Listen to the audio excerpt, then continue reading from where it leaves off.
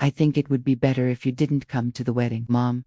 Those words, said coldly over the phone in exactly 6 minutes and 22 seconds, broke me on a bright April morning. I was in the garden, trimming roses I'd planned to use for a corsage, when Ryan's name lit up my phone. I paused with the shears in my hand and a thorn digging into my thumb without me feeling it. What do you mean? I asked. He said Olivia's family is old Boston money, that the guest list was picked carefully and they needed to keep a certain atmosphere. Atmosphere, I repeated, the word tasting awful. That same mouth had sung him lullabies when he was sick, had swallowed sharp words when his father left, had whispered encouragements through college apps and heartbreaks. It's nothing personal, Mom, he said. You might feel out of place. You wouldn't know anyone. You might be uncomfortable.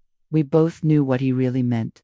I would embarrass him. Me, Martha Sullivan, in sensible shoes and second-hand clothes, would make him look bad in front of Olivia's blue-blooded family. I said, I see, because what else could I say? I didn't tell him I'd already bought a dress I couldn't really afford, that I'd practiced the mother-son dance so I wouldn't trip, that I'd been saving for this since he was a boy, tucking away money from my librarian paycheck, imagining this day. It's for the best, he said, his voice turning businesslike. We'll have a private celebration later, just the three of us.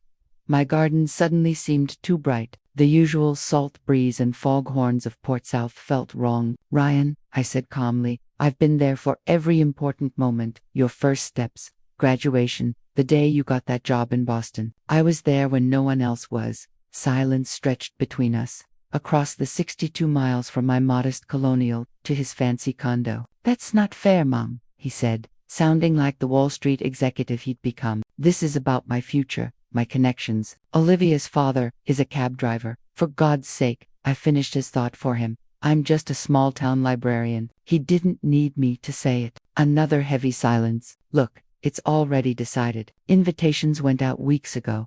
That's when I understood. He never planned to invite me. This call wasn't changing plans. It was a polite checkmark on his wedding toto list. Call, mother wedding exclusion. I understand, I said, though I didn't. How could any mother understand being erased from her child's biggest day? Thanks for understanding, Mom, he sighed, relief in his voice. Olivia's stressed enough, I murmured. Of course, as if my staying away would help make everything perfect. I should go menu tasting in 30 minutes. And Boston traffic's already a nightmare.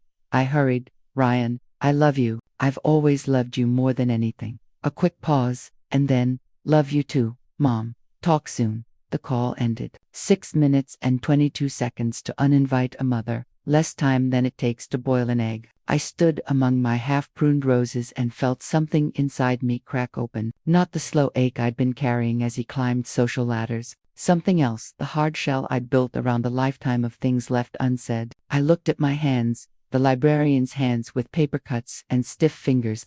Hands that had shelved thousands of books and wiped away so many tears. Those same hands had hidden papers, evidence of a past Ryan had spent years trying to outrun. I set the shears on the stone bench, went inside, and climbed up to the attic. And then, before I could do anything else, a robotic voice from somewhere in the call told me to join a group to get exclusive stories on my phone without ads, even without the internet. To go to the pinned comment. I stood there, breathing, and felt the air change around me as I climbed the attic stairs. The cedar chest in the attic had been sitting there untouched for almost 20 years. I knelt in front of it, my knees aching, and lifted the heavy lid. Inside, under old baby clothes and school papers, was a sealed manila envelope. I had promised myself I would never open it, no matter what life threw at me. I kept that promise through lonely holidays, through money troubles, and through Ryan slowly pushing me away. But as I held it in my hands, I wondered, had all my protecting and sacrificing only shaped him into the kind of man who could ban his own mother from his wedding? Maybe I hadn't raised the son I thought I had at all. What I didn't know then was that the truth has a funny way of showing up whether you want it to or not,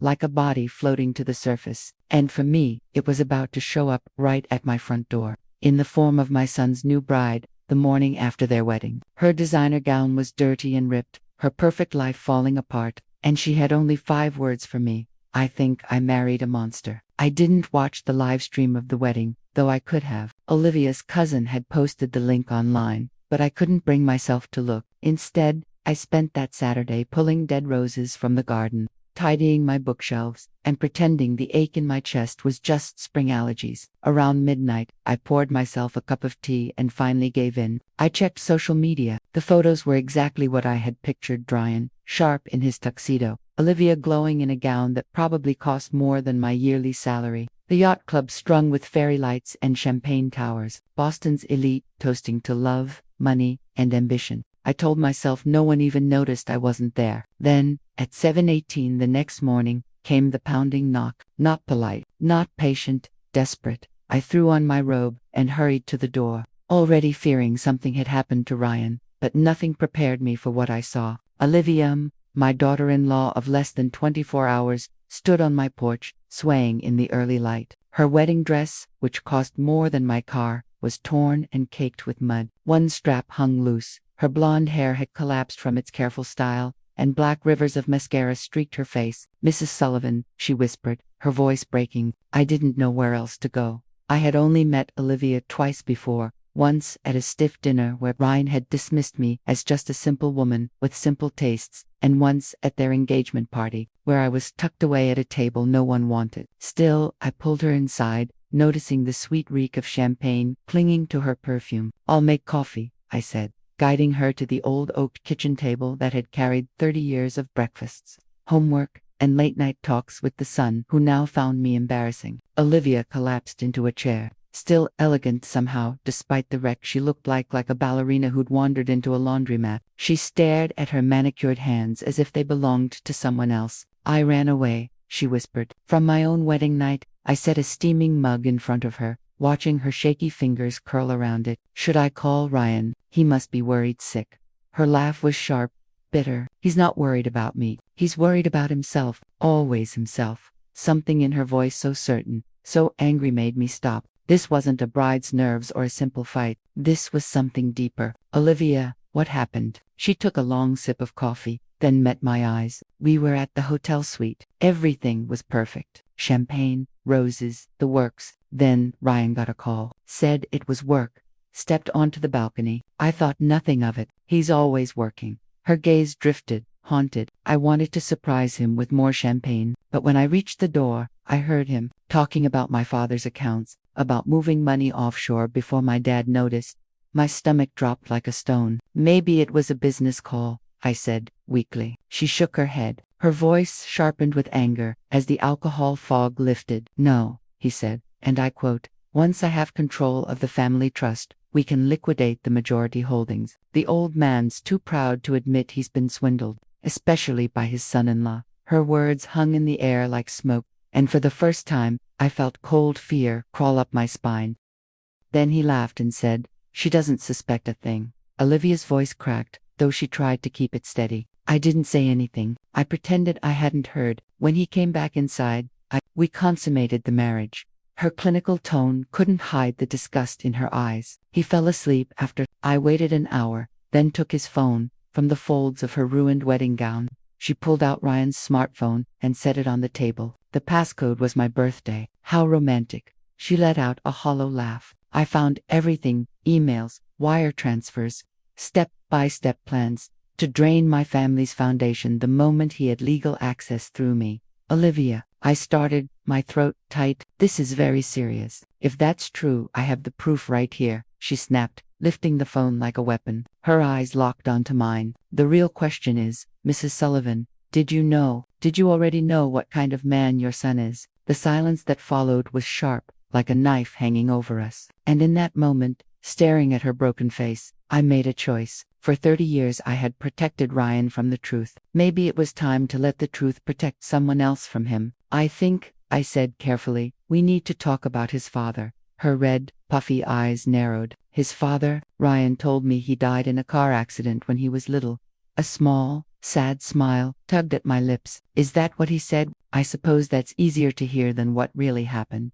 I stood, stiff from the morning chill, and refilled both our mugs. Through the kitchen window, the garden looked so ordinary on spiderwebs, birds darting from branch to branch, yet the world felt like it was teetering on disaster. "Ryan's father, Daniel, is very much alive, as far as I know," I said. "He didn't die tragically. He vanished. One Tuesday in October, he cleaned out our bank account, maxed every credit card, and disappeared. Shock flickered across Olivia's face, then something else. She was starting to see the pattern. Ryan was only 3, I continued softly, old enough to cry for his daddy every night, too young to understand why he never came back. Eventually, he stopped asking.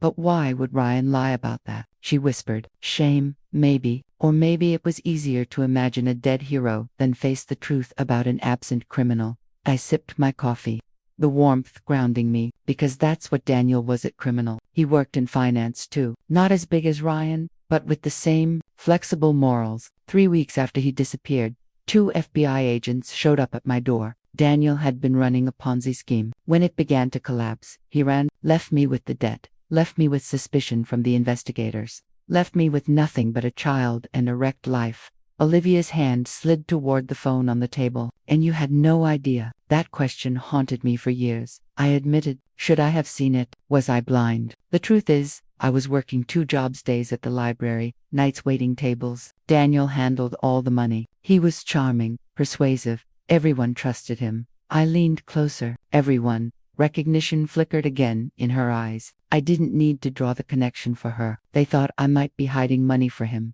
I went on, almost laughing at the memory. The irony is, I was dead broke, left with a mountain of debt that wasn't even mine. What happened to him? Olivia asked. He made it to Brazil. At the time, no extradition. They tracked him that far, then lost him. 6 months later, divorce papers arrived from Rio. I haven't heard from him since. Olivia looked down at the phone, then back at me. And you think Ryan? You think he's just like him? It was the question I had avoided for 30 years. The fear that kept me awake at night as I watched Ryan grow into his father's charm, his ambition, his slippery way with the truth. I don't know, I said honestly. I tried to raise him differently. I tried to teach him integrity, responsibility, but blood is strong, and absent fathers, they turn into myths. Children shape those myths into something they want to believe. Olivia sat silently, her face pale. Then she whispered, when I first met Ryan, he told me he built everything himself, said he was a self-made man, put himself through college with nothing but scholarships and hard work. I couldn't help a bitter laugh. I refinanced this house twice to pay his tuition. I worked overtime for years. He had a small scholarship, yes, but Ryan has always been gifted at rewriting history, just like he rewrote his father's story. Olivia's voice dropped to almost nothing. Just like that. Outside, the morning sun had burned away the shadows, but the air between us felt darker than ever. In Boston, people would be waking up in fancy hotel rooms with hangovers from the wedding of the season, and Ryan would be waking too, finding his bride and his phone gone. What story will he make up to explain that? I said, standing up. There's something else, I told Olivia. Something I've kept for years that might prove what you think. She asked what it was. Evidence, documents the FBI missed. Papers that point not just to Daniel but to some of his associates. I found them after the investigation closed. I moved toward the stairs. I kept them to protect Ryan. I was afraid reopening the case would point right at him. Where are they? She asked. In the attic. I've never shown them to anyone. I paused at the doorway. But before I get them, what are you going to do with what's on his phone? Her face hardened, the last of the champagne glow gone. My father trusted him, she said, voice shaking. If Ryan is stealing from our foundation that helps thousands, I can't protect him. I nodded. Then you should see what I've been hiding. If he's his father's son, I've protected the wrong person for 30 years. As I climbed the attic stairs, the old wood groaned under me, each creak bringing secrets up from the dark. Olivia followed, her ruined wedding dress ridiculous among cobwebs and forgotten Christmas ornaments. Watch your step, I warned. The dress is already ruined, she replied flatly. The cedar chest sat in the corner just like before. I knelt, my knees complaining on the hard floor, and opened it. Under baby blankets and school projects lay the manila envelope tied with a red string. I hadn't touched since Ryan left for college. I lifted it slowly. The weight felt like the burden I'd carried for decades. What's in there? She asked, sitting awkwardly on the floor with her gown pulled around her. Financial records, client lists, offshore accounts, I said, tracing the edge. Daniel kept careful papers, just not honest ones. When the FBI searched our house, they missed this, hidden under Ryan's toy chest. Why didn't you turn it in? She wanted to know. I looked her in the eye. I was scared. Scared they'd think I was involved. Scared they'd take Ryan away. scared of poverty and shame, mostly. I kept it as insurance, in case Daniel ever came back and demanded custody. I untied the red string and opened the envelope. The pages inside were yellowed, but the records were clear. Sheet after sheet of transactions. Names, photos, Daniel with men in suits, signing papers. Olivia's hand shook as she compared a page to the spreadsheets on Ryan's phone. It's the same method, she whispered. He used his father's playbook. Maybe he did, I said softly. Ryan had always pulled at the threads of his father's life, snooping through my papers when he was 12, trying to find his old associates in high school. I'd told myself he was just looking for a father. Now it seemed he might have been looking for a way to become one. Olivia's voice cut sharp, like steel. A role model, she said, the kind of man Ryan wanted to become. We sat in silence, the weight of 2 generations of lies surrounding us in paper and dust. Then she asked suddenly, did you ever wonder if Ryan found these documents before you showed them to him? If he already knew his father's methods? Her question hit me like a punch to the chest. Of course, I had wondered, on those sleepless nights when I heard Ryan moving around the house at odd hours, when money disappeared from my purse, always with an excuse later, when he came home from college carrying gifts that were far too expensive for a scholarship kid. I admitted the truth. I chose not to know. I chose to believe the best. That's what mothers do. Not all mothers, Olivia said bitterly. Something in her tone made me look closer. She explained, my mother notices everything but says nothing, as long as the outside looks perfect. She probably suspects Ryan isn't who he pretends to be, but as long as he plays his part in public, she ignores what happens behind closed doors. And then, it clicked. Why Ryan had worked so hard to keep me away from the wedding. It wasn't just embarrassment. It was fear. Fear that I would see his in-laws for what they were, people willing to look the other way, just like I had done. My phone buzzed in my pocket. Then again. Ryan's name lit up the screen with message after message. Mom, have you heard from Olivia? She's missing. We had a fight. If she contacts you, tell her I'm worried sick. Please call me ASAP.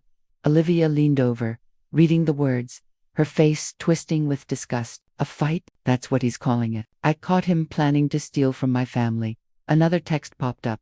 She took my phone. She's not thinking clearly. She might say things that aren't true. A preemptive defense, already twisting the story before anyone could accuse him, just like his father. What are you going to do? I asked. Olivia carefully gathered the documents and Ryan's phone, her hands trembling but steadying with each movement. I'll call my father. Not my mother, she'd try to hide it, but my father will want the truth, no matter how painful. Then I'll call the authorities. Her voice grew stronger. The foundation helps thousands of children with cancer, survivors of abuse. If Ryan has been stealing, I can't stay quiet. My phone buzzed again. This time Ryan was calling. I silenced it. He'll come here, I said. When neither of us answers, this will be the first place he looks. Olivia's eyes met mine. What will you tell him? The weight of 30 years of silence pressed down on me. I glanced at the evidence spread out, the father's crimes, and maybe the son's. I think, I said slowly, it's time I stopped protecting Ryan. It's time I told the truth. Outside, a car door slammed. We turned toward the attic window. A sleek black BMW pulled into my driveway. Ryan, he strode up the garden path in his wedding suit. The tie gone. The collar undone. His usual smooth confidence had been replaced with something frantic, almost feral. We need to decide quickly, I said. Olivia clutched the papers to her chest. I'm not ready to face him. Not yet. I nodded. There's a guest room at the end of the hall. Lock the door. I'll deal with Ryan. Mrs. Sullivan. She hesitated. Martha, I corrected softly. We're past formalities now. Martha, she repeated, holding on to my name like it was a promise. What will you tell him? The doorbell rang. We both jumped at the sound. I'll tell him what he needs to hear, I said, not what he wants. Olivia slipped into the guest room as I went downstairs, smoothing my robe, pushing a hand through my tangled hair. When I opened the front door, Ryan pushed inside without waiting. Mom, he said, eyes wild, scanning the room. Is she here? Is Olivia here? I closed the door slowly, deliberately. Good morning to you too, Ryan. Congratulations on your wedding. I saw the photos. It looked lovely. His impatience rolled off him like heat. Mom, please, this is serious. Olivia's missing. We had a fight, and she took off. She took my phone. He said it like it was a small problem. A fight on your wedding night. I moved past him into the kitchen. Coffee, I offered. I don't want coffee, he snapped, following me, his expensive shoes squeaking on my linoleum. I want to know if you've seen my wife. Wife. The word felt heavy coming from the son who'd told me I couldn't come to his wedding. He expected me to help him fix this less than 12 hours later. Sit down, Ryan, I said, my voice firmer than he liked. He blinked, then slumped into a chair. What happened? I asked, pouring my own coffee and not offering him any. He ran a hand through his hair, the same gesture his father used that always made my chest hurt. It's complicated. Olivia misunderstood something. She got upset. It was a work call. She overheard, jumped to conclusions.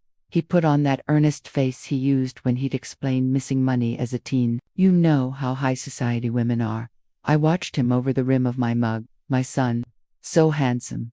So practiced. So dangerous. What did she overhear, exactly? I asked. He hesitated, measuring his words. Just investment talk. Portfolio stuff. Nothing for her family's foundation. I pressed him. A tired look crossed his face. She talked to you already. She's here, isn't she? I set my mug down slowly. What would Olivia tell me? What would she say she'd heard? Mom, you don't understand finance, he said. The old dismissive tone meant to shut me up. This is between me and my wife. Your wife, I repeated, that same woman whose family had kept me out of the wedding. He bristled. Are we really doing this now? I already explained. You explained that I would embarrass you. I cut in. That I wouldn't fit in with Olivia's circle. That my presence would ruin the atmosphere. And now you come here asking for my help because your plan fell apart. I leaned forward. What was the plan, Ryan? The thing Olivia wasn't supposed to find. His face went hard. For a second, Daniel was backing him. I don't know what she's told you. She's upset and confused.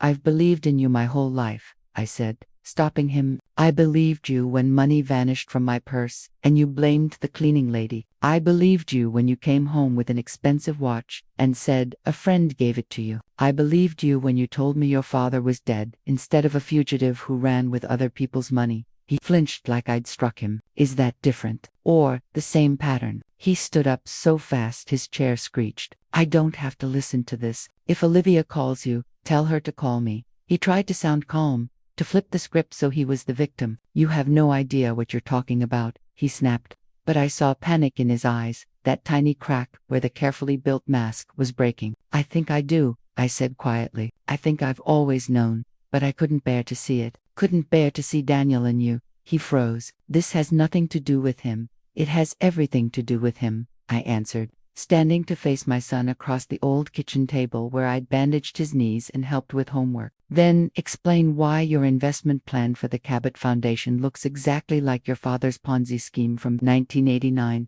Color drained from his face. What are you talking about? He stammered. The documents, Ryan, the ones the FBI missed, the ones I kept to protect you. I watched his face move from confusion to shock to a terrible understanding. Did you think I didn't know they existed? Or did you find them and decide to follow in your father's footsteps? For a moment I saw the child under the man, the little boy craving his father's approval. Then the mask snapped back on. I want to see my wife, he demanded. I know she's here. I looked at him, steady. Your wife doesn't want to see you. I stepped between Ryan and the doorway, and for the first time in 30 years I refused to smooth things over. I would not make excuses or shield him from what comes next. Danger flashed in his eyes. Get out of my way, Mom, he snarled. I didn't move. I stood there in my faded robe, like the tired librarian I am, blocking the sun that haloed him. Not this time, I said. He hissed that I didn't understand, that he was scared.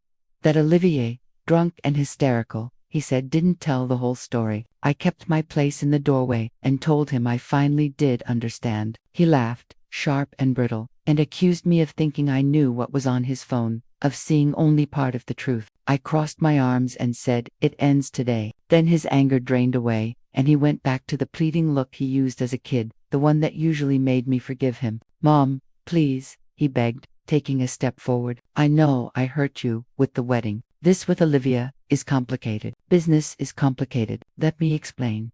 He held his hands out like he wanted mercy. I shook my head. No more explanations. No more twisting facts to fit his story. He stared at me like I was suddenly someone else, the mother who had always given in, now standing firm. What do you want? He asked quietly. I want you to be the man I tried to raise, not your father, I said. Pain crossed his face for a second, Then he snapped that he was nothing like his father. Prove it, I said softly. If Olivia's accusations are false, if what's on your phone is innocent, then you should have no fear of being open. Call her father. Explain the investments. Let someone look at your accounts. He went silent. I felt a real disappointment, like an ache in my chest. He suddenly told me, voice breaking, how hard his childhood felt.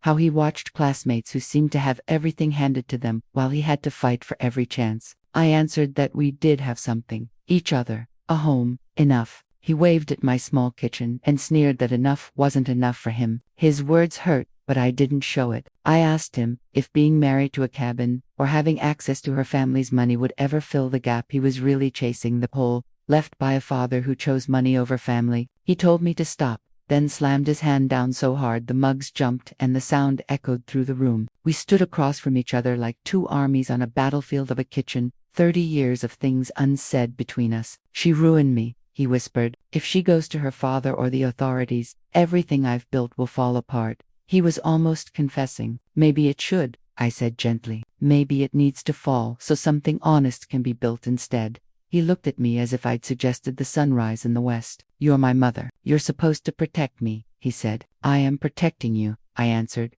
by not letting you walk farther down his road.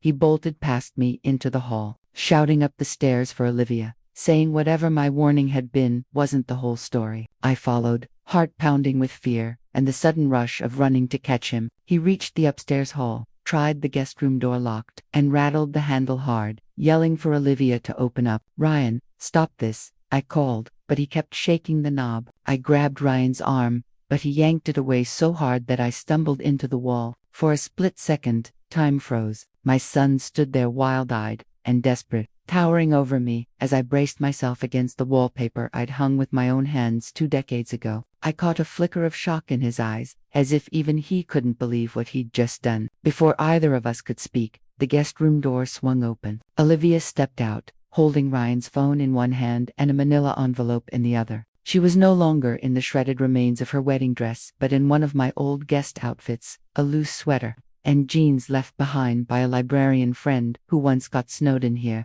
The clothes hung off her frame, but somehow she looked stronger, steadier, more dangerous than she ever had in silk. I heard everything, she said, her voice calm but edged with steel, her eyes still red from crying. Ryan straightened immediately, his charm snapping back into place. Olivia, darling, thank God you're safe. I've been worried sick. Save it. She cut him off, lifting the phone. I've already sent copies of everything to my father and to our family lawyer.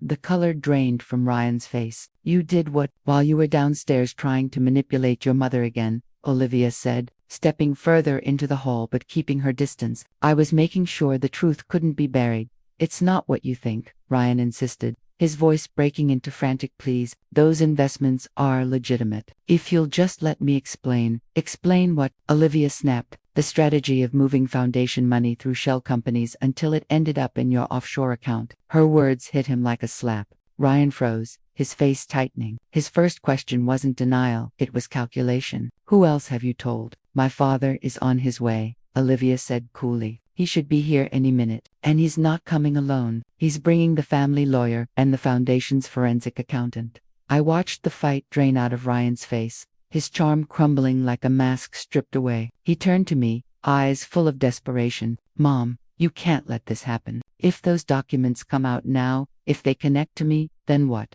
Ryan, I asked softly. The truth about your father gets dragged into the light, and the truth about what you've become comes with it.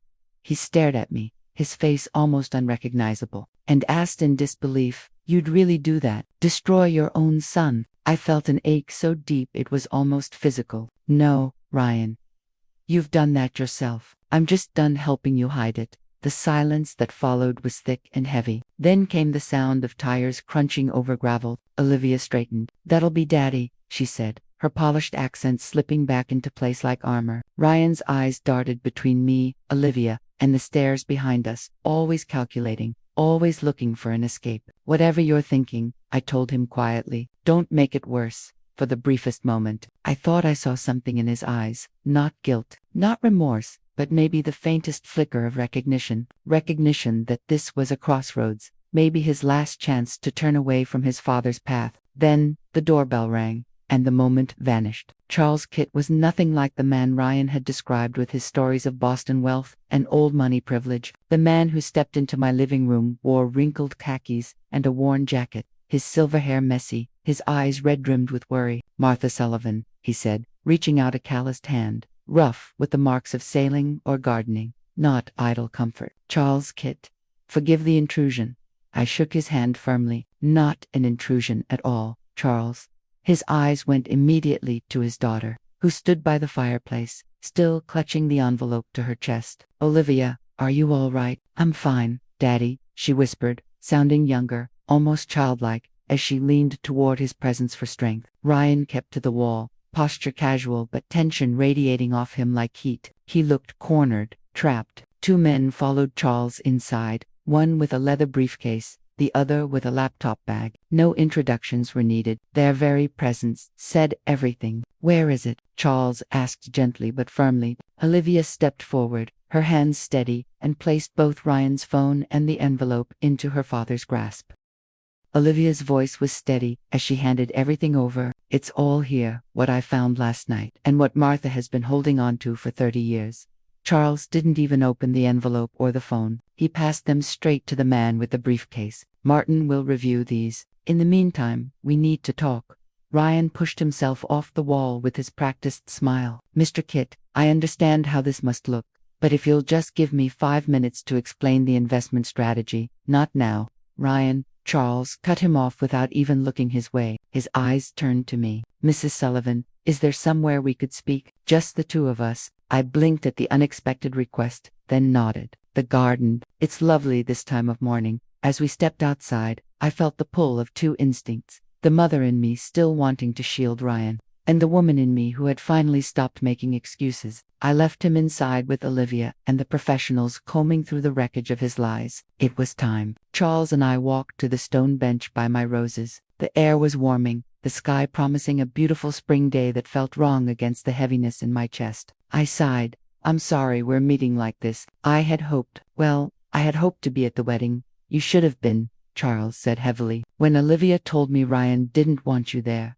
I should have questioned it, should have seen it, for the red flag it was." "You couldn't have known," I said quietly. He met my eyes. "Couldn't I? A man who bars his mother from his wedding. What does that say about his character, about his capacity for honor, for gratitude?" He shook his head. I ignored my instincts because Olivia seemed happy, because Ryan was charming, ambitious, and told us all the right things. I understood, then, why he wanted privacy, not to interrogate me, but to share the weight of parental guilt. We had both, in our own ways, allowed Ryan's deception to grow. "How much do you know about what he's done with your foundation's money?" I asked. "Enough." Charles's jaw tightened. "Olivia called me at 5 this morning, sobbing. She sent screenshots from his phone. Transfers, shell accounts, offshore holdings. It's detailed, sophisticated. He's been planning this since before they were engaged." His words hit me like a blow. This wasn't some impulse, some mistake. My son hadn't pursued Olivia for love. He had hunted her for her fortune. "I didn't know," I whispered. "I suspected he wasn't the man I tried to raise. But this," Charles's voice softened. "We see what we want to see in our children. We make excuses. We look away from the evidence that would break our hearts." I thought of the cedar chest in my attic, the hidden papers, the ghosts of Daniel's crimes I had buried but never destroyed. "Sometimes we know more than we admit," I said, my throat tight. Olivia mentioned documents, something about Ryan's father. "Yes." I turned toward him. "Daniel, my ex-husband, was involved in financial fraud too. The FBI investigated, but by then, he was gone. Ryan was 3. Daniel emptied our accounts, stole from clients, and vanished." Charles nodded slowly, listening without judgment. "After the case closed, I found papers evidence tying him to other men. I kept them. At first to protect Ryan from suspicion, later as insurance in case Daniel came back." My voice cracked. "And finally, I kept them because I began to fear Ryan was walking the same road." Charles finished for me. "And now you see he has." I nodded, unable to say it aloud. He was quiet a moment, then said softly, "We all fail our children in different ways. I gave Olivia everything except the ability to spot a predator in princess clothing. You shielded Ryan from everything except his own darkest instincts." A short, bitter laugh escaped me. "Quite a pair of parents we make." A ghost of a smile touched his lips. Then it faded. The question is, what now? What are your intentions regarding Ryan? Charles drew in a long breath. The foundation serves thousands, kids with cancer, veterans with PTSD. If Ryan's been stealing from them, he stopped, then spoke more firmly. I have both a legal and moral duty to pursue this, to recover what was taken. My chest tightened at the thought. Prison, headlines, my son's name tied forever to his father's disgrace. But, Charles added, his tone softening, how it unfolds, how public it becomes, whether there's room for cooperation or leniency, that's still undecided. He looked at me and asked, "What do you want, Martha?" A question that stopped me cold because no one had asked what I wanted in years. For decades, I had folded myself around Ryan, his future, his comfort, his protection. I started to answer, then realized I didn't want to turn back time or erase what he'd done. Old instincts wanted to fix everything and hide the truth. But those reflexes no longer fit. I want him to face consequences, I said at last, my voice steadier than I expected, not to hurt him for the sake of it, but because without consequences there can be no real change. Charles asked if I was ready for the papers about his father to be made public, and I felt that question like a cold wind. If those documents came out, everyone I'd known for 40 years would learn I'd kept evidence from a federal case. The thought terrified me, but under the fear was something I hadn't felt in ages, relief. Living without secrets sounded, suddenly, like freedom. I surprised myself by saying yes. Charles gave my hand a brief, steady squeeze, the small parent-to-parent comfort of someone who understood guilt, and said, "Let's go back inside. It's time for the truth." When we walked back, I saw Ryan through the window, his face hard to read, and I finally looked at him the way he really was. Not only the child I'd tried to save, or the villain Olivia feared, but a man standing at a crossroads he had made himself. Inside, the mood had changed. He sat on the couch, suit rumpled, the accountant and the lawyer with papers spread across my coffee table, phone printouts next to the yellowed documents from my attic. The physical story of 2 generations, of lies where I usually put teacups and novels. Olivia watched with arms crossed, fierce and calm. Martin, the accountant, looked up and asked Ryan to explain offshore accounts in the Caymans and Singapore. Ryan slid back into his practiced smooth voice, talking about legitimate investment vehicles and tax efficiency. The accountant cut him off, tired and blunt. He'd spent 20 years unmasking fraud, and even in 30 minutes the pattern was clear. Circular transfers, shell companies, personal accounts, the same kind of thing Daniel had done. At the name of his father, Ryan flinched and then turned on me, hurt and furious. "You showed them everything. Why now?" The pain in his voice nearly broke me, but I leaned in so I could see his throat move with each heartbeat and said simply, "Because protection without accountability isn't love, it's enabling." He laughed like someone who'd been hit, angry and mocking, saying I'd ruined him. Charles stepped in with quiet force and said the posturing wouldn't help. The evidence was damning, and that, at least, was no longer mine to hide. "Now, what do we do?" Ryan's attention snapped to his father-in-law, and whatever defiance he'd shown was suddenly replaced by cold calculation. Charles eased into an armchair like a tired CEO, rumpled but still in charge. "We have a few options," he said. "None are pleasant, but some are less disastrous," Ryan said carefully. "I'm listening." "Option 1, Charles said. "We call the FBI right away. The foundation files charges for wire fraud, embezzlement, maybe even racketeering. Your mother's papers about Daniel would be used as evidence. You could face federal prison for decades." Ryan went pale and didn't answer. "Option 2, Charles continued. "You cooperate completely, give back every penny, show all accounts and transactions, sign a confession, and take a plea deal. You'd probably still do time, but a lot less." "And option 3, Ryan asked, still sounding like a lawyer hunting for loopholes. Charles leaned forward. "There is no option 3, son, not this time. The only questions are how long you serve and how much harm gets done." That finality hit Ryan hard. For perhaps the first time as an adult, he had no charm or excuse that would save him. "If I cooperate," he said slowly, "what about the public, the publicity?" Ah, there it was. His image mattered more than the harm. "We'll try to keep it quiet," Charles said. "For Olivia's sake, and for the foundation, we'll aim for a private plea. You'll have to resign from your firm and give up your securities licenses." "My career will be over," Ryan said flatly. "Yes," Charles agreed without warmth. "But you'd have a life after prison, a chance to try to live honestly. Ryan went silent, looking from the papers to Olivia, who stood apart from them all. What about us? He asked her their marriage. Olivia laughed, soft and stunned. Are you serious? You married me to steal from my family's charity, money for sick kids and abuse victims. There is no us. There never was. Pain crossed Ryan's face in a way that looked real, and I wondered if he had ever felt anything for her, besides calculation. Or if he was just mourning the future he'd planned. I did care for you, he said quietly. That wasn't fake. Save it, Olivia snapped, turning away. Ryan's shoulders slumped. He suddenly looked younger, almost a boy who'd been shoved down. I thought of the day Daniel left and how he'd sat on the front steps for hours waiting for a father who never came. Then, unexpectedly, Ryan looked at me. What would you do if you were in my position? He asked. After years of him ignoring my advice, he was finally asking. I answered slowly. I'd choose the path with truth in it, not because it's easy, but because living with lies hurts more in the long run. He bit back, says the woman who hid evidence for 30 years, but the sting didn't have its old bite. And look what that cost us, I said. He fell quiet again, eyes on the documents, doing the math in his head for an escape that wasn't there. Finally he looked at Charles. If I fully cooperate and pay everything back, can I have a little time? A few days before we sign anything. Charles glanced at his lawyer. Time for what? To get my affairs in order, Ryan said, voice flat. He meant time to run, to vanish the way his father did. Before Charles could answer, I said, firmly, no, absolutely not. Ryan stared at me, shocked by how strong I sounded. You will not do what he did, I said, leaning in to meet his eyes. You will not disappear and leave everyone else to clean up your mess. You will not spend the rest of your life looking over your shoulder. You will not become him. I won't allow it. It's not your decision, he said, but I heard doubt under his anger. Maybe not, I said, but for once I'm telling you the plain truth. If you run, you destroy any chance of making things right. Whatever good is left in you will die.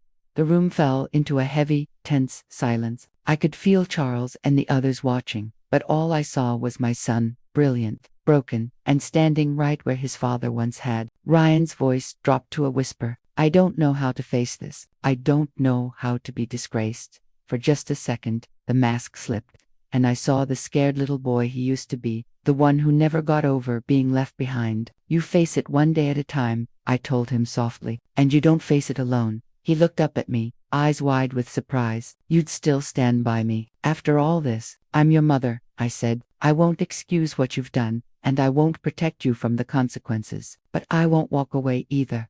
Something flickered in his face then. Not quite surrender, but maybe the first crack in the wall he'd built around himself. He straightened his shoulders and turned to Charles. No running, no delays. I'll cooperate. Starting now. Charles gave a small nod, relief softening his stiff posture. A wise decision. As the attorney started listing out the next steps, frozen accounts, signed statements, endless paperwork, I noticed Olivia watching Ryan. Her face wasn't forgiving, and it wasn't soft, but there was a kind of quiet recognition there. She saw the courage it took for him not to run, even if it was the bare minimum of decency. For the first time in 30 years, I let myself feel the tiniest flicker of hope. Not hope that this would end happily. That chance was gone the moment Ryan followed in his father's footsteps, but hope that it could at least end honestly. No more lies, no more hiding. Just the truth. It wasn't much, but it was something. The next 2 days blurred together. Legal documents stacked high. Phones buzzing with hushed calls. Strangers in suits coming and going. My quiet colonial home, usually filled with the tick of the grandfather clock, turned into the war room for dismantling Ryan's empire. He didn't fight it. He signed what they gave him, rattled off passwords to accounts across 3 continents, and explained his schemes with the same sharp intelligence that had built them. Brilliance, now being used to unravel his own crimes.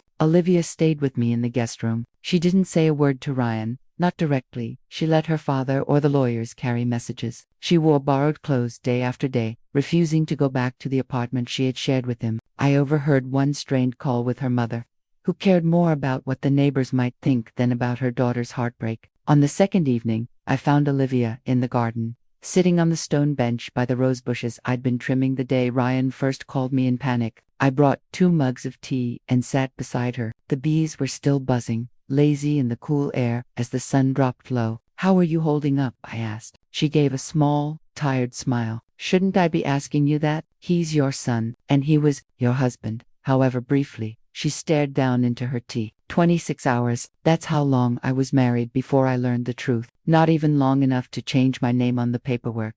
Small mercies, I murmured. I keep replaying the signs I missed, she said. The way he asked about the foundation, the little investment suggestions I passed along to Daddy, the way he made each board member feel special. I was the perfect doorway for him, and I let him in. Her voice cracked. I did notice things, here and there, a look in his eyes that felt calculated, a smile that seemed practiced. But I ignored it because he fit into the future I wanted so badly. I knew that pain, the guilt of realizing you chose not to see what was right in front of you. We believe what we need to believe, I said gently. It's part of being human. Olivia studied me. How did you do it, raising him alone after his father left? The question caught me off guard. No one had ever really asked. They hadn't seen the long years of double shifts, the night classes, the empty wallet, the second-hand clothes, or the dinners scraped together from discount bins. One day at a time, I said at last. Some days better than others. Most days it was just about putting one foot in front of the other, hoping I wasn't making mistakes that couldn't be undone. I took a sip of tea as memories surfaced. The irony hit me hard. Every sacrifice I made, every excuse, every little lie I told about his father was meant to protect Ryan, to spare him pain, to give him chances I never had. And yet, I might have helped create the very man he became by shielding him from consequences, by covering up the hard truths, by letting him believe the stories he told himself. We sat quietly for a while, two women tied together by the same man, and both blindsided by who he truly was. The foundation will recover most of the money, Olivia said at last. Daddy's team has already located about 80%. The rest, she shrugged. The rest is the price of my bad judgment. Ryan will pay it back, I said firmly. Even if it takes years, even if it's after prison. She nodded, though doubt clouded her expression. Your papers about his father have been more useful than you know. They helped the forensic team spot patterns they might have missed. Small comfort, I said with a sad smile. Not small at all, she countered. If you hadn't kept those documents, if you hadn't chosen to share them now, who knows how much more damage Ryan might have done, how many more people he might have hurt. Her words startled me. I had always seen giving up those papers as proof of my failure, the collapse of 30 years of trying to protect Ryan. But Olivia saw it differently, as courage, something that stopped further harm. I never wanted to be the reason my son went to prison, I admitted. You're not, she said firmly. His choices put him there, not you. A weight I hadn't realized I was carrying shifted inside me. It didn't disappear. Nothing could erase the pain of watching my child face consequences like this, but it became lighter, something I could bear. What will you do now? I asked her. Olivia looked out across the garden. Maybe travel, somewhere far from Boston and all the gossip, and then maybe law school. I think I'd like to focus on financial crimes. Actually, turn this mess into something useful. A small, determined smile crossed her face. You'd be excellent at it, I said, and meant it. In just 2 days, I'd seen the strength under Olivia's polished exterior. She was tougher, smarter, and more resilient than my son had ever realized. And you, she asked gently, what will you do when? She trailed off, unable to finish the sentence. I hadn't let myself think about it. For 30 years, my life had revolved around Ryan, his future, his needs, his protection. Even now, my instincts screamed about prison visits, commissary money, legal appeals. But sitting there in the garden, next to this young woman who had found steel in the ashes, I realized I had a choice. I could stay trapped in that role forever, or I could, even at 68, try to rediscover who Martha Sullivan was, apart from being Ryan's mother. I think, I said slowly, I might finally write that book on early American women poets. The manuscript's been sitting in a box in my attic for 20 years, gathering dust with the rest of my abandoned dreams. I'd read that, Olivia said, and I heard real interest behind her words. I'll be there for Ryan, of course, I added, but not at the cost of everything else. Not anymore. The sun slipped lower, shadows stretching across the garden. Tomorrow would bring more meetings, more lawyers, more unraveling of Ryan's schemes. But tonight, in this rare quiet between storms, I let myself imagine a future built on truth. Painful truth, yes, but stronger than any lie. Thank you, Olivia said suddenly. For what? I asked. For showing me what courage looks like. She set her empty mug on the bench. It would have been so much easier for you to keep those documents hidden, to protect Ryan, to choose him over justice. It wasn't courage, I said softly, just exhaustion with lies. Sometimes that's the same thing, she replied. As the garden darkened, I turned her words over in my mind. Maybe courage wasn't always about grand gestures. Maybe sometimes it was just putting down the weight you'd carried too long, the secrets, the excuses, the lies. Maybe courage was finally choosing truth, not because it made you righteous, but because it let you breathe. In the deepening twilight, I made a quiet promise to myself. No more hiding, no more half-truths, no more pretending. Whatever came next, for Ryan, for me, for the broken family we had become, I would face it with honesty. It was the only gift left to give my son, and maybe the only one he had truly needed all along. 6 months slipped by. The maple outside my kitchen window turned from spring green to deep summer shade, and now it burned with autumn fire. Nature kept its rhythm, steady and reliable, while my own life had been torn apart and remade. Ryan had been sentenced to 7 years in federal prison, far less than the 30 he could have faced. That reduction wasn't mercy, not really, but strategy. With Charles's influence and Ryan's cooperation, the court had reason to believe restitution might actually happen if Ryan had something left to hope for. On visiting mornings, I found myself moving through familiar routines with a strange mix of dread and calm. Today I was rinsing the last breakfast dishes when golden leaves spiraled across the garden path. In 2 hours, I'd be driving the 90 minutes to the prison, my clear plastic bag holding magazines and family photos ready by the door. The landline rang, the same one everyone told me to get rid of, but I kept anyway. Few people had the number now. "Hello, Marta. It's Charles." His voice had become oddly comforting over these months. Not friendship exactly, but a bond forged in fire. "Charles, how are you?" "Well enough. Just checking if we're still on for tonight." I smiled, despite myself. "The faculty reception." "Yes, though I still think you're overestimating my contribution." "Hardly," he said. "The English department is thrilled to have you speaking on Emily Dickinson. Your work is groundbreaking, their word, not mine." Heat rose in my cheeks at the praise. 3 months earlier, on a whim, born from my garden talk with Olivia, I'd dusted off my old manuscript and sent it to a former colleague. To my shock, it led to a publishing contract and an invitation to teach a seminar. A dream I'd boxed away for 20 years now had air again. "Will Olivia be there?" I asked. "She has class at Harvard Law, but she tried to stop by." Pride swelled in me at her name. After 2 weeks in my guest room, Olivia had moved to Cambridge, throwing herself into law school with the determination of someone who had survived fire and chosen to rebuild from the ashes. We spoke every week. Our unexpected friendship was one of the rare blessings to come out of all this. "Give her my love," I said. "I'll see you both tonight after my visit with Ryan." We hung up, and I stood at the sink again, watching leaves fall, thinking about cycles, how they repeat, and how sometimes, if you're willing, they can finally be broken. The visiting room at the prison did its best to soften reality. Cushioned chairs, muted colors, a few stubborn plants under harsh fluorescent lights, but there was no mistaking where we were. Ryan was already waiting when I arrived, dressed in the khaki uniform that still looked wrong on him. Prison had changed him. He was leaner, his manicured hands rougher, his perfect haircut grown into something unpolished. But it was his eyes that caught me. The quick calculations, the practiced charm, gone. In their place was something quieter, more present. Whether it was true change or just survival in a place where charm held no currency, I couldn't yet say. "Mom," he said, rising to hug me until the guard's pointed look made him pull back. "You look well," I said, taking the seat across from him, and he did, less polished, but more real. "The food's terrible, and the company's worse, but I'm managing." His smile was dry, not bitter. "How was the drive?" "Beautiful. The leaves are at their peak." We exchanged pleasantries, like we always did at the start, warming up before facing the harder truths. Then he shifted gears. "I signed the final restitution agreement yesterday. My lawyer says it's the best deal I could hope for." "That's good," I said. "It means I'll be paying the foundation back for pretty much the rest of my life," he added with a shrug. "But at least I'll sleep better." I studied his face, searching for traces of the old Ryan, the one who could talk his way out of anything. But what I saw now was different. Not perfect, not redeemed, but stripped down, bare.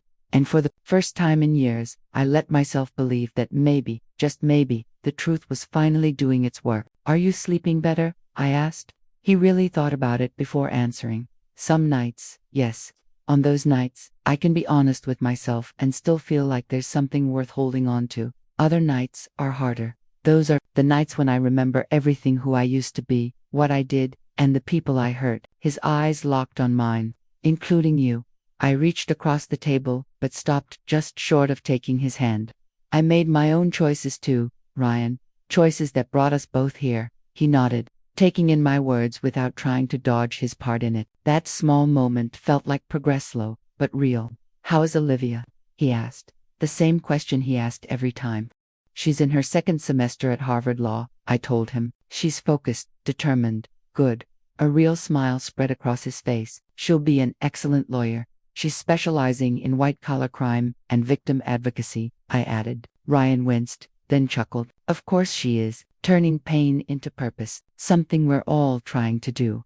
He looked at me with curiosity. Charles mentioned you're teaching next semester, and your book. Yes, I couldn't keep the excitement out of my voice. A seminar on women poets from early America, and my book comes out in February. That's fantastic. Mom, the pride in his voice sounded real. You've waited too long to share your work. Better late than never. We sat in a comfortable silence. Outside, through the wide windows, I could see maple trees glowing with red and gold leaves against the blue October sky. Then Ryan said quietly, I found some of Dad's old letters. The FBI came across them when they cleared out my apartment. I kept them in my safe. My breath caught. Letters from when, recent ones, we'd been in contact for years. The words hit me like a blow, even though part of me had always suspected it. Since when? Since business school. He reached out first, found me on social media. By then he was in Uruguay. New name, new family. I didn't tell you because I wanted something of my own, something you couldn't protect me from or try to manage, and I wanted to understand him, the real man, not just the ghost you and I had created. I listened, stung but also understanding. And did you understand him? Ryan's gaze drifted away. Eventually, he wasn't the monster I imagined as a kid, but he wasn't a hero either. Just a man who made awful choices and spent his whole life running from them. He gave a half smile. Sound familiar? You're not him, Ryan, I said firmly. You made different choices in the end. Because I had something he didn't, Ryan replied. I had someone who finally held me accountable, instead of making excuses, someone who loved me enough to let me face the consequences. His words brought tears to my eyes. All those years I had shielded him, smoothed his path, tried to save him, and what he needed most was the one thing I hadn't given, accountability rooted in love. What happened to him? I asked softly. To Daniel. He died 3 years ago. Pancreatic cancer. Ryan's expression was complicated. Grief mixed with relief. Anger tangled with acceptance. He never found peace. He was always looking over his shoulder, never building real relationships. His whole life was a performance. I didn't say it out loud, but I thought, like yours almost became. Ryan shifted, pulling a folded piece of paper from his pocket. I have something for you. I wrote this in therapy last week. The counselor suggested I share it when I felt ready. He handed me the note. The words, truths I am learning to accept, written at the top in his handwriting. You don't have to read it now, he said quickly. It's just thoughts about me, about us. I folded it carefully and tucked it into my purse. Thank you. I'll read it when I get home. Our time was nearly up. Around us, other families were saying their goodbyes, hugging, making plans for next week. Tell me more about your class next time, Ryan said as we stood. What you're teaching, who your students are. Of course, I said, touched by his interest in this new part of my life, something separate from him, from our history. I'm proud of you, Mom, he said softly, for becoming more than just my mother, for finding your voice again. Hearing my son say he was proud of me felt strange, but not unwelcome. Maybe this was part of our healing too, the slow reshaping of a relationship that had carried too much weight on one side for far too long. As I drove away from Devon's, the late afternoon sun lit up the trees, turning them into fiery shades of red and gold. I thought about how life keeps cycling, things break, then begin again. Truth can hurt, but it can also heal. And sometimes an ending quietly carries the start of something new. At a rest stop, I finally opened Ryan's letter. His words were raw and honest. He admitted the harm he caused. the patterns he had repeated, and the choices he wished he had made differently. But the last paragraph brought tears to my eyes. I'm learning that redemption isn't about being forgiven or forgotten. It's about choosing every single day to live honestly, even when it's harder. My father never understood this. Thanks to you, I have a chance to. That evening, I stood in Boston University's faculty lounge. Charles was by my side. Across the room, Olivia was deep in conversation with a law professor, her hands moving with the same passion that filled her words. A calm settled over me, not happiness, exactly, because too much had been lost for that, but a steadier kind of peace, the kind that comes from facing the truth instead of hiding from it. My son was in prison. My book was about to be published. I was teaching again. Olivia was finding her way forward. None of this was what I would have chosen a year ago, back when I was trimming roses for a wedding I wouldn't attend. Yet here it was, a new life taking shape from the ashes of the old. Painful truths had opened doors I never thought I'd walk through, and beginnings, unlike endings, always carry endless possibility. A year later, the auditorium at Boston University buzzed with quiet excitement. Faculty in gowns and students with notebooks filled the room. At the podium, the dean adjusted her microphone and said, "Ladies and gentlemen, we are honored to welcome you to this event celebrating the publication of Voices on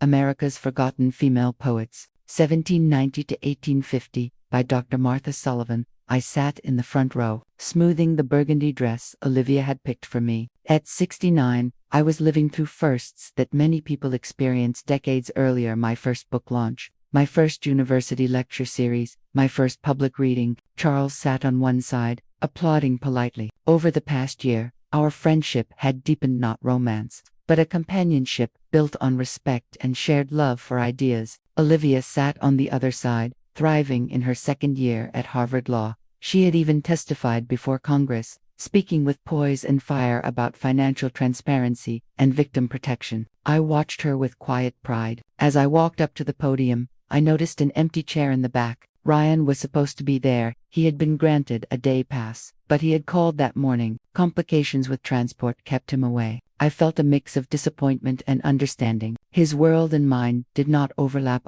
"Thank you all for coming," I said, putting on my glasses and opening my book. "This project has been 30 years in the making. I didn't realize until recently that the delay itself was part of the story." As I read passages from my book, poems by women who had been silenced or erased, felt something settle inside me. It wasn't just the joy of sharing scholarship at last, but the deeper satisfaction of finally speaking with my own voice. After years of living for everyone else's, halfway through my reading, I noticed the back door of the auditorium open. A man slipped quietly into the reserved seat. It was Ryan. He wore a suit and tie, his hair cropped short in the plain style of prison. When our eyes met, he gave a small nod. My voice caught for a moment, then grew steadier, because now my son, the real Ryan, not the one I had tried to protect with excuses, was here to see me claim this moment. After the reading, during the reception, Ryan approached slowly, aware of the curious stares from people who remembered him from the news.